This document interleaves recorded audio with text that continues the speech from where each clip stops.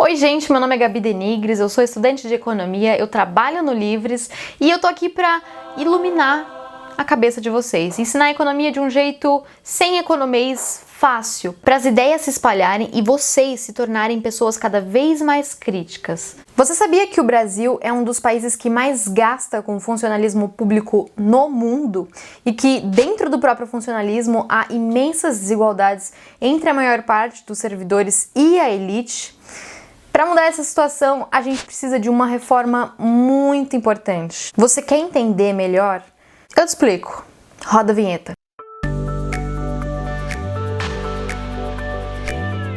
Em 2020, a Confederação Nacional da Indústria, com dados do Fundo Monetário Internacional, famoso FMI, publicou a nota O Peso do Funcionalismo Público no Brasil em comparação com outros países. Vocês sabem o que dizia nela? Em 2018, o Brasil gastou nada menos do que 13,4% do PIB com pagamento de salários e aposentadorias. Suco de Brasil. Desapontada, mas não tô surpresa.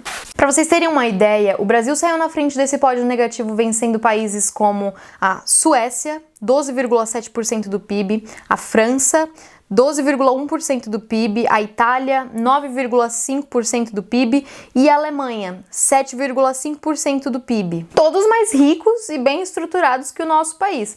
Mas aí muita gente pode falar, ok, mas você está fazendo uma comparação injusta. Imagina se dá para comparar o Brasil com a França.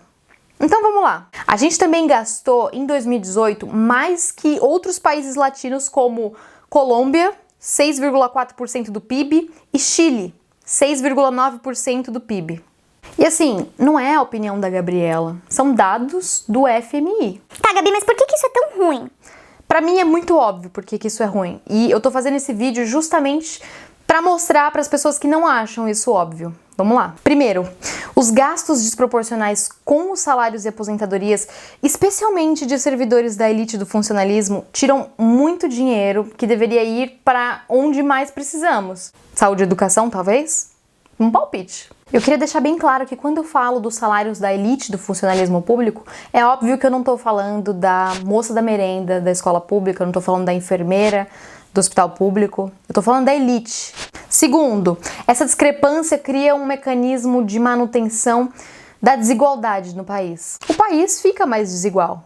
Existe muito dinheiro concentrado em apenas uma pequena parcela da população, que é essa elite do funcionalismo público. Terceiro problema, eu não sei se vocês sabem, mas quem paga mais impostos no Brasil são os mais pobres. É de uma injustiça profunda que o Estado, nesse caso, funcione como um Robin Hood ao contrário, tirando dinheiro de quem menos tem para financiar quem já tem muito. O Brasil se transformou numa máquina de transferir dinheiro do pobre para o rico. O pobre paga mais imposto e a elite do funcionalismo público recebe esse imposto.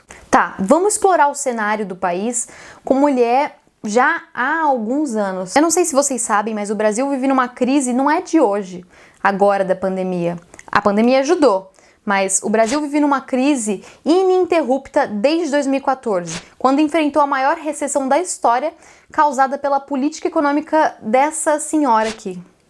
Jogaram a responsabilidade fiscal pela janela e foram poucas as tentativas de restaurar o equilíbrio do orçamento. A verdade é que, com a inflação cada vez mais descontrolada, o crescimento do desemprego, a desvalorização do real e o impacto enorme dos gastos com assistência social durante a pandemia, aumentaram ainda mais esse rombo nos gastos públicos. Ao mesmo tempo, o funcionalismo público, principalmente a elite dele, toma uma fatia gigante do orçamento e ainda tem o benefício da estabilidade. O cara já ganha pra caramba e ele ainda tem o benefício da estabilidade. Ainda por cima, existem enormes desigualdades dentro do próprio setor público. E pior, são tratamentos desiguais que privilegiam quem mais ganha. Eu vou trazer para vocês um artigo de 2020 do economista Odd Cunha. Olha só. Hoje, uma professora do ensino fundamental com um doutorado que receba uma remuneração pouco superior a R$3.000 receberá a totalidade do seu salário com mais de 30 dias de atraso. No mesmo estado, no mesmo setor público, um desembargador que tenha uma remuneração total mensal de R$60.000, 20 vezes maior, receberá a integridade de seus vencimentos rigorosamente em dia. Os dois são funcionários públicos, um ganha 20 vezes mais do que uma professora doutora que trabalha com educação, só que um recebe o salário em dia e o outro não recebe. Servidores federais da elite do funcionalismo, como o desembargador que eu mencionei, ganham 96% a mais do que recebem trabalhadores da iniciativa privada que exercem funções semelhantes.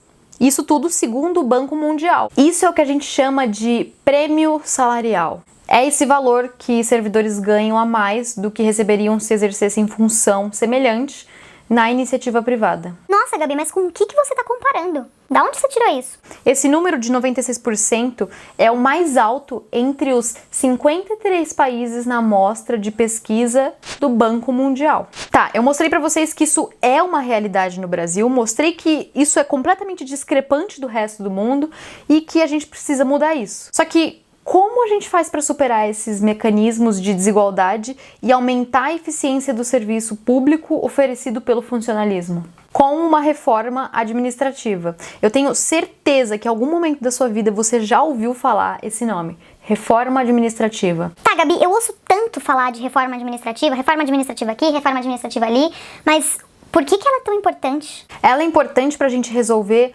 boa parte dos problemas que eu apresentei até agora para vocês no vídeo. A gente precisa dela para ter um modelo novo e menos desigual para todos os servidores públicos. A gente precisa dela para darmos mais um passo em direção à construção de um Estado menos inchado, que reforça distorções injustas e privilegia elites em detrimento de quem mais precisa. Para concluir tudo isso que eu disse, sem a reforma administrativa, a gente não vai melhorar a eficiência de produtividade do setor público. Nosso país precisa dessa mudança para voltar a crescer e superar a crise que assola o Brasil há tantos anos. Hoje eu mostrei para você nesse vídeo que os supersalários são um problema.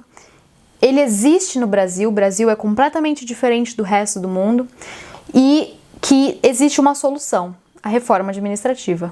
Se você gostou do vídeo, deixa o seu joinha, vai ajudar muita gente. Comenta aí embaixo o que você achou do vídeo, alguma dúvida, compartilha com seu amigo para ele saber o que é reforma administrativa, para ele saber que esses problemas existem. Ativa o sininho para você receber notificação de vídeo novo sempre que a gente postar, porque o YouTube, ele não gosta muito de conteúdo de política, então ele não dá essa visibilidade.